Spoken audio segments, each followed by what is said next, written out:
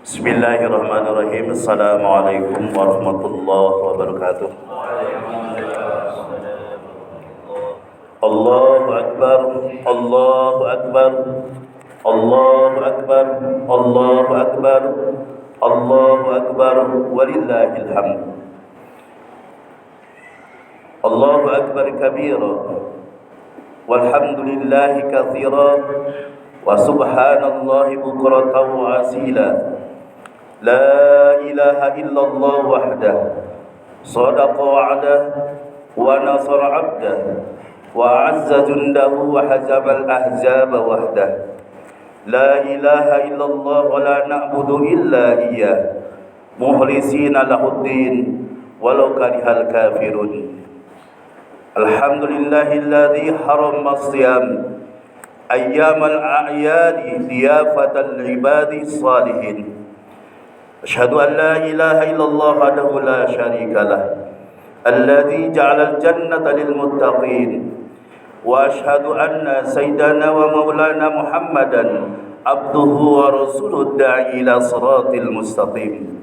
Allahumma salli wa sallim wa barik ala sayyidina Muhammadin wa ala alihi wa sahbihi wa man tabi'il bi ihsanin ila yaumiddin. Amma ba'du. Fa ya ayyuhal hadirun, usikum wa nafsi bittaqullah faqad fazal muttaqun. A'udzu billahi minasyaitonir rajim. Ya ayyuhalladzina amanu taqullaha haqqa tuqatih wa la tamutunna illa wa antum muslimin. Allahu akbar, Allahu akbar, Allahu akbar, walillahil hamd. Segala puji bagi Allah Subhanahu wa taala. Dia telah memberikan banyak nikmat kepada kita sekalian sehingga kita dipertemukan dengan hari raya Idul Fitri. Salawat berserta salam senantiasa Allah limpahkan pada paduka alam Habibana wa Nabiyana Muhammad sallallahu alaihi wasallam, juga keluarga dan para sahabat dan para pengikut ajarannya hingga akhir kiamat. Sebagai kewajiban khatib berwasiat bagi diri khatib dan umumnya kepada hadirin rahimakumullah, marilah kita tingkatkan ketakwaan kita kepada Allah dengan yang sebenar-benarnya takwa. Takwa yang mengandung arti imtisalu awamirillah wa jinabun nawahi, melaksanakan segala yang diperintahkan oleh Allah dan menjauhi segala apa yang dilarangnya. Hadirin sidang Idul Fitri rahimakumullah, khutbah kali ini berjudul besarnya pahala memaafkan. Allahu Akbar, Allahu Akbar, walillahil hamd. Jemaah salat Idul Fitri rahimakumullah, di setiap momentum Idul Fitri itu tiba, seringkali kita mengucapkan mohon maaf lahir dan batin. Dan begitu pula ramai di media sosial atau TV, radio dan lain-lain, yang artinya memohon maaf atas segala kesalahan yang diperbuat baik secara disengaja maupun tidak disengaja. Memaafkan itu pahalanya besar sekali. Mengapa? Allah Subhanahu wa taala berfirman, "Khudil afwa wa'mur bil 'urfi wa'rid 'anil jahilin." Jadilah pemaaf, perintahlah orang-orang pada yang ma'ruf dan berpalinglah dari orang-orang yang bodoh. Quran surat Al-A'raf ayat 199. Ada dua hubungan yang kita jalani di dalam hidup ini. Yang pertama, hubungan vertikal dengan Allah disebut hablum minallah. Yang kedua, hubungan horizontal hablum minan nas, hubungan kita dengan sesama manusia. Manusia pemilik sifat lupa dan salah. Kesalahan yang bersifat hablum minallah, kita diajarkan oleh agama Islam untuk memohon ampunan dengan membaca istighfar dan tidak akan mengulanginya lagi. Sedangkan apabila kesalahan yang timbul dari hablum minan nas, hubungan dengan sesama manusia, tidak semudah yang kita bayangkan. Tidaklah mudah untuk saling memaafkan. Terkadang masih ada rasa dongkol di dalam hati ini, kurang ikhlas dalam memberikan maaf. Allahu Akbar, Allahu Akbar, walillahil hamd. Jemaah Idul Fitri rahimakumullah, dijelaskan dengan tegas dalam bentuk perintah kepada Nabi Muhammad SAW dan untuk umatnya untuk saling memaafkan. Allah Subhanahu wa taala berfirman, "Walau kunta faddan ghalidhal qalbi lan faddu min hawlik fa'fu anhum." Sekiranya kamu Muhammad bersikap keras lagi berhati kasar, tentulah mereka menjauhkan diri dari sekelilingmu. Karena itu maafkanlah mereka. Quran surat Al-Imran ayat 159. Berkenaan dengan hal ini, Rasulullah SAW bersabda, ada 3 amalan yang Allah turun langsung dalam memberikan pahalanya. Yang pertama, puasa Ramadan yang telah kita lalui. Yang kedua, sabar. Yang ketiga, memaafkan kesalahan orang lain. Memberikan maaf kepada orang lain itu merupakan sikap terpuji yang dicintai oleh Allah Subhanahu wa taala. Pemaaf adalah sifat para ahli surga, sifat orang muttaqin, sifatnya para nabi, para solihin, dan pahalanya tidak terbatas. Sebagaimana firman Allah Subhanahu wa taala dalam Quran surah ayat 40, "Wa jazaa'u sayyi'atin sayyi'atun misluha, faman 'afa wa aslaha fa ajruhu 'ala Allah, innallaha la yuhibbul zalimun." Innallaha la yuhibbul zalimin. Dan balasan suatu kejahatan itu adalah kejahatan yang setimpal atau karma. Tetapi barang siapa memaafkan dan berbuat baik kepada orang yang berbuat jahat, maka pahalanya langsung dari Allah Subhanahu wa taala. Dia Allah tidak menyukai orang-orang yang zalim. Sedangkan orang yang tidak memaafkan kesalahan orang lain yang disebabkan oleh dendam dan juga kebencian, Rasulullah Shallallahu Alaihi Wasallam bersabda di dalam riwayat Imam Muslim bahwa Allah membenci orang-orang yang merawat perasaan dendam dan penyakit hati. Maka jadilah kita semua menjadi seorang pemaaf kepada sesama dan janganlah menjadi seorang pendendam. Allahu Akbar, Allahu Akbar walillahil hamd. Jemaah Idul Fitri rahimakumullah, mengapa memaafkan itu berat? Kenapa menjadi berat? Karena setan ikut berperan serta di dalamnya. Menurut Ibnu Qudamah dalam kitabnya Minhajul Qasidin pada bab Ajibul Qulub, keajaiban hati, menyebutkan bahwa anna asyarafa ma'a fil insan qalbuhu, bahwa kemuliaan seseorang itu terletak pada hatinya, bahwa hati digambarkan seperti sebuah benteng yang memiliki pintu-pintu masuk. Pada setiap pintu ada setan. Apabila terbuka pintunya, maka masuklah sang setan untuk menggoda manusia, sehingga beratlah hati untuk memaafkan kesalahan orang lain. Sebenarnya kita bisa melawan siasat setan itu dengan cara mengetahui pintu-pintu yang sering dilewati setan dengan segala tipu dayanya.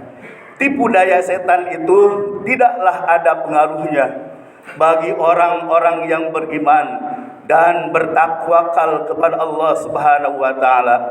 Allah berfirman dalam Quran surah An-Nahl ayat 99, "Innahu laisa lahu sultan 'alal ladzina amanu wa 'ala rabbihim yatawakkalun."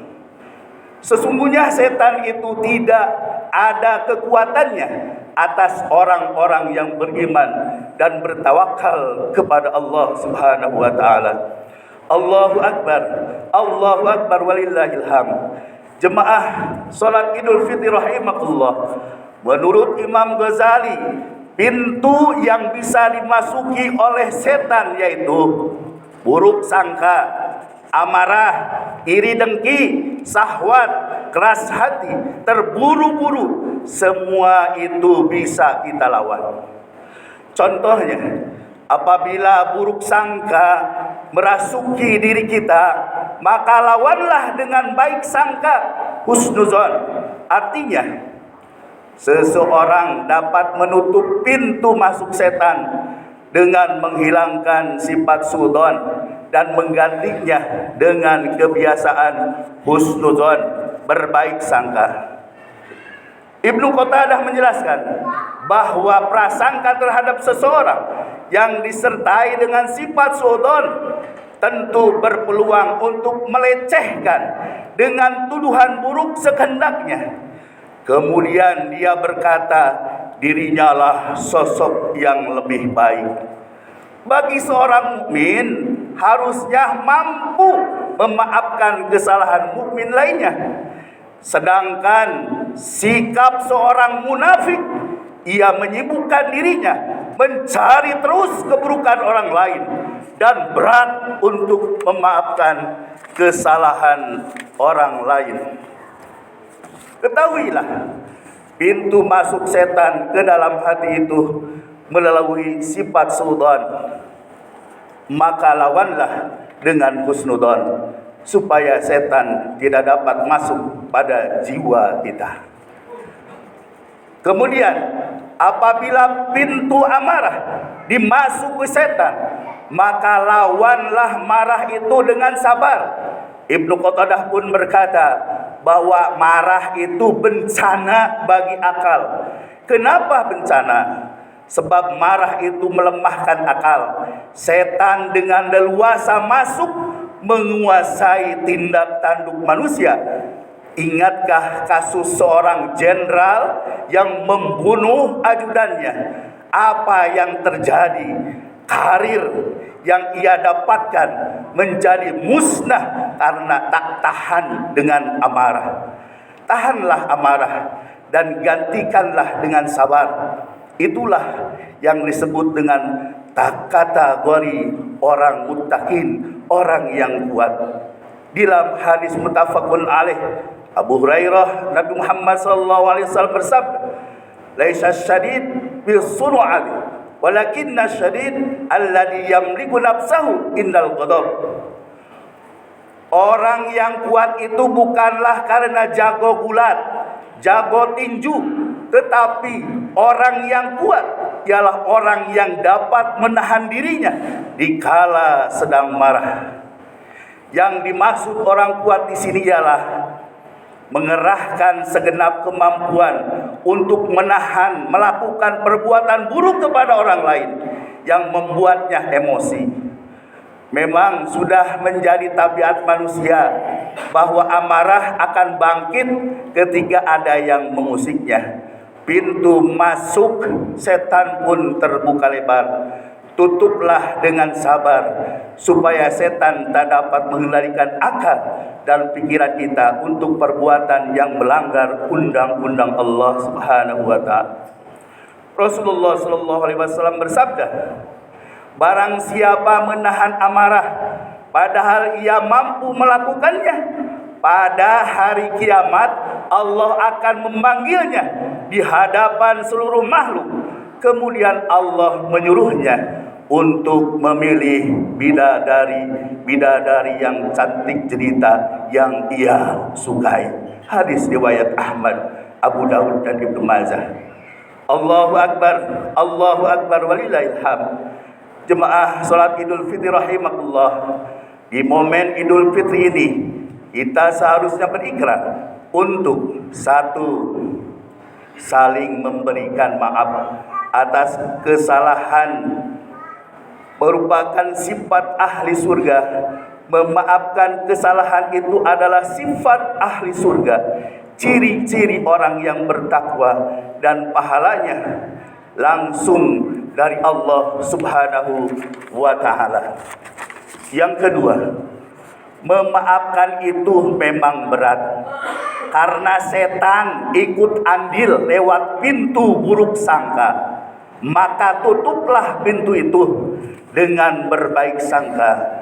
Rubahlah pendendam menjadi pemaaf. Pendendam itu dibenci Allah, pemaaf itu disukai oleh Allah. 3, di akhirat nanti akan ada masa semua amal dipertaruhkan di depan mizan. Timbangan amal tidak akan dirugikan satu dengan yang lainnya. Sekecil apapun amal kita, semua akan dihadirkan. Firman Allah dalam Quran surat Al-Anbiya ayat 47 yang artinya, kami akan meletakkan timbangan amal yang tepat pada hari kiamat, sehingga tidak seorang pun dirugikan walaupun sedikit. Sekalipun amal itu hanya seberat biji sawi, pasti kami mendatangkannya. Cukuplah kami sebagai pembuat perhitungan. Orang yang pada waktu hidup di dunianya sering meminta maaf dan saling memaafkan, akan menjadi pemberat timbangan amal kebaikannya, maka ia akan menjadi ahli surga. Sedangkan orang pendendam dan tidak mau memberikan maaf akan menjadi pemberat timbangan amal buruknya, maka nerakalah bagiannya. Di dunialah tempat saling memaafkan, sedangkan di akhirat kelak tidak ada lagi waktu untuk saling memaafkan. Yang ada hanyalah amal baik kita akan berkurang di atas mizan, dan kita menjadi orang yang celaka karena sulitnya meminta maaf atas segala kesalahan dan sulitnya memberi maaf kepada orang yang meminta maaf. Bulan Ramadan telah meninggalkan kita, bekal kita di 11 bulan ke depan. Dan memohonlah kepada Allah Subhanahu wa taala untuk senantiasa berada dalam keteguhan hati pada kebaikan dan tercapailah insan yang muttaqin.